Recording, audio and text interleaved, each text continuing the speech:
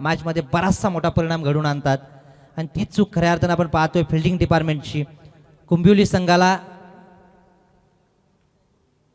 हा कोंदिवली संघ चला आपण दाखल झाला असाल तर या। चौथ्या षटकासाठी आपण पाहतोय नंदूला इन्व्हाइट केलंय चौथ्या षटकासाठी।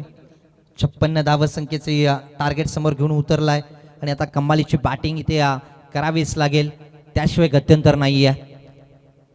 ओ इथे सरळ बॅट न खेळायचा होता, बॅटला ब्रश होऊन शॉर्ट टर्नमॅनला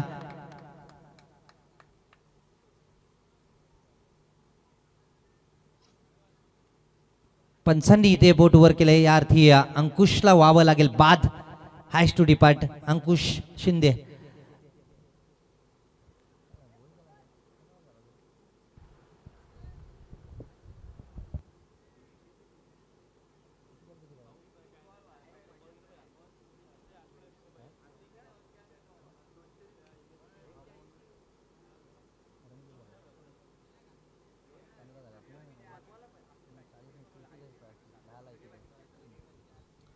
हा 10 मध्ये करायचे 41। सध्याच्या घडीला आपण पाहतोय विनिंग इक्वेशन पाहायला मिळतंय। सूरज चाललेत, नवीन फलंदाज मैदानावरती दाखल होतील। खरं तर लेफ्ट हँडेड बॅटमन प्रत्येक मॅच मध्ये आपण चांगली कामगिरी करताना पाहिलंय, परंतु आता संघाला गरज आहे धावसंख्या बनवण्याची आणि ती मोठी जबाबदारी आता सूरज मामुनकर आणि त्यांच्या समवेत असलेला प्रथमेश पोलेकर या जोडीवरती फार मोठी मदार असेल आता या धावा जमा करण्यासाठी। 10 मध्ये करायचे 41। नंदू पुन्हा सज्ज होतील।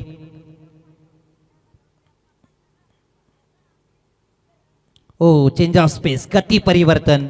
खरं तर लिमिटेड क्रिकेटच्या खेळामधले यशाचं गमक मानलं जातं आणि त्या चेंडूचा सर्रासपणे वापर आपण पाहतोय प्रत्येक गोलंदाजाच्या माध्यमातून केला जातो।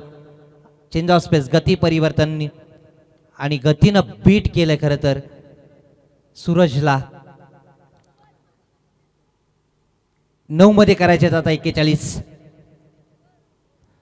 ओ सरळ बॅटनं फुटवरचा वापर नाहीये, परंतु इथे आपण पाहतोय क्रिकेटमध्ये फुटवरचा वापर करणं फार गरजेचं असतं बॅटिंगसाठी आणि ते करणं आता फार महत्त्वाचं ठरलंय या मॅचमध्ये। 8 मध्ये करायचे आता 41।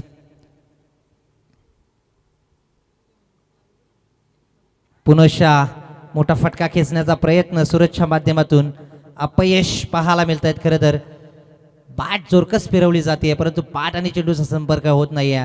हँड आणि आय कोऑर्डिनेशन खरं तर फार महत्त्वाचं असतं क्रिकेटच्या खेळामध्ये। वॉच वेट देन प्ले हे फलंदाजी भात्यातील तंत्र आहे आणि त्या तंत्राचा अवलंब करणं फार गरजेचं असतो।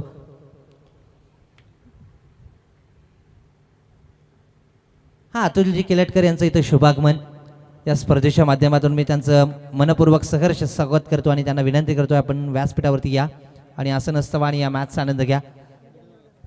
हा पहिलं मिडन षटक खरं तर दुसऱ्या रात्रीमध्ये आपल्याला पाहायला मिळत आहेत। नंदूच्या माध्यमातून ते मिडन षटक फेकलं गेलं, निर्धाव षटक।